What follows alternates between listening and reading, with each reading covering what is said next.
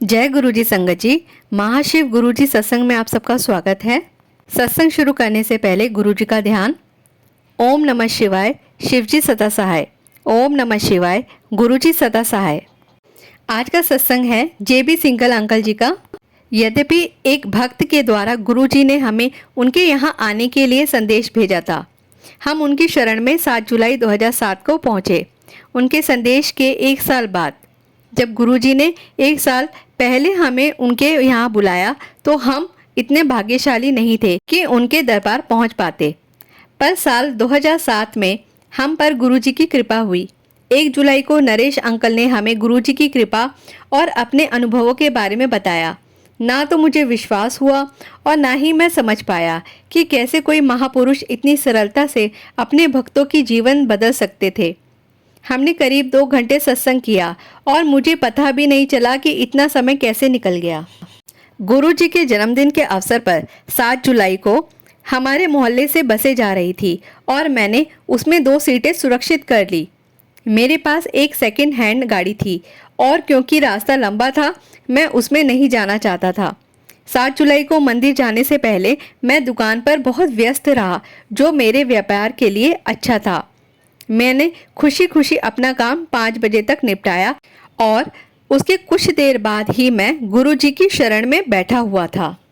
मंदिर में हमारा अनुभव इतना सुहावना रहा कि हमने नियमित रूप से सप्ताह में 1 बार जाना आरंभ कर दिया। हम एक बड़ी गाड़ी में साथ जाया करते थे।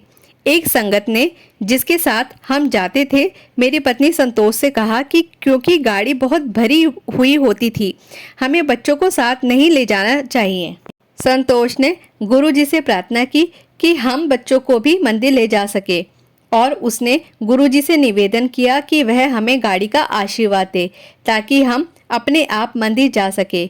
गुरुजी की कृपा से 1 सप्ताह के अंदर ही ना जाने कहां से भूमि के टुकड़े, नई गाड़ी और एक नई मोटरसाइकिल के लिए रुपयों का प्रबंध हो गया। जय गुरुजी। अंकल जी आगे बताते हैं कि एक सुबह मैं संतोष से बात कर रहा था कि कैसे इतने कम समय में गुरुजी ने हम पर इतनी कृपा की थी। हम दोनों गुरुजी का धन्यवाद करने के लिए घर में गुरुजी का सत्संग रखना चाहते थे। हम करीब आधा घंटा इस पर विचार विमर्श करते रहे और फिर इस नतीजे पर पहुंचे कि पैसों की तंगी के कारण हमें सत्संग के बारे में अभी नहीं सोचना चाहिए। तभी हमारा एक पड़ोसी आया और अपने घर में इन्वर्टर और बैटरी लगवाने के लिए हमें 10,000 रुपये दिए। हमारी समस्या का तत्कालीन समाधान करने के लिए हमने गुरुजी का धन्यवाद किया और सत्संग के प्रबंध में जुट गए। सत्संग वाले दिन गुरुजी की कृपा हुई। उस दिन मौसम कुछ ठीक नहीं था, बादल छाए हुए थे और बारिश होने की आशंका थी। यद्यपि हमारे घर से 2 किलोमीटर की दूरी पर बारिश हो रही थी। गुरुजी की कृपा से सत्संग के स्थान पर बारिश नहीं हो रही थी। कुछ भक्तों ने फ़ोन करके हमें कहा कि बारिश के कारण वो नहीं आ पाएंगे, पर यहाँ सत्संग और लंगर समाप्त होने के बाद ही 2 घंटे बहुत अधिक बारिश हुई। हमें लंगर भेंट करने का एक और अवसर प्राप्त हुआ। पिता 6 जनवरी 2009 को चल बसे। 13 दिन बाद हमने कुछ पंडितों को लंगर कराया। लंगर समाप्त होने ही वाला था तब 3 सरदार सब 6 फुट कद के अंदर आए और बोले, जय गुरुजी, हम यहाँ लंगर करने आए हैं। हमने उन्हें बिठाया और लंगर परोसा। वह खुश होकर वापस गए। मैं सोच में पड़ गई। हम जहाँ रहते थे वहाँ कभी भी हमने किसी सरदार को ऐसे घूमते हुए नहीं देखा था। मुझे वास्तव में लग रहा था कि गुरुजी ने हम पर विशेष कृपा की थी। मुझे लगा कि वह ब्रह्मा, विष्णु और महेश थे जो हमारे घर हमें आशीर्वाद देने के लिए आए थे। जय गुरुजी। अंकल जी आगे बताते हैं कि गुरुजी ने मुझे और मेरी पत्नी को कैसे बचाया। मैंने मंदिर से गुरुजी का चाबी का छल्ला लिया था, पर उसमें चाबियां नहीं डाली थी। मुझे उसमें चाबियां डालना उचित नहीं लग रहा था क्योंकि कभी हमारे हाथ गंदे भी हो सकते थे। इसलिए मैंने उसे अपनी मोटरसाइकिल के आगे लगाने का निश्चय किया, पर तंगी के कारण मैं ऐसा नहीं कर पाया और गुरुजी वह मेरी जेब में ही रह गया। एक दिन मुझे फ़ोन आया कि घर पर एक व्यक्ति मेरी प्रतीक्षा कर रहा था। मैं अभी थोड़ी ही दूर गया था जब उच्च गति से आती हुई एक गाड़ी ने मोड़ पर मुझे टक्कर मारी। गाड़ी बहुत बुरी तरह क्षतिग्रस्त हुई और उसके आगे का हिस्सा बिल्कुल नष्ट हो गया। पर गुरुजी की कृपा से मुझे कोई बड़ी चोट नहीं आई। गुरुजी की शरण में आने से पहले हम पंडितों के यहाँ जाया करते थे। सब पंडितों का कहना था कि संतोष की आयु अधिक नहीं थी। गुरुजी के यहाँ जाने के बाद हमने पंडितों और ज्योतिषों के पास जाना बंद कर दिया। एक बार संतोष को खराब खाना खाने से भारी बीमारी हो गई। कुछ ही घंटों में वो बहुत बेचैन हो गई और ताज़ी हवा के लिए घर से बाहर निकली। घर पहुंचकर जब मैंने उसे इस हाल में देखा तो कमरे में आराम करने को कहा। वह बोली कि अंदर उसका दम घुट रहा था और उसने 2 आदमियों को काले कपड़ों में देखा था जिन्होंने उसे अपने साथ चलने को कहा। हमें उसके पास कोई नज़र नहीं आ रहा था, पर तभी उसने उन दोनों आदमियों के पीछे गुरुजी को खड़ा देखा। गुरुजी ने उन दोनों आदमियों को संतोष को छोड़कर जाने को कहा।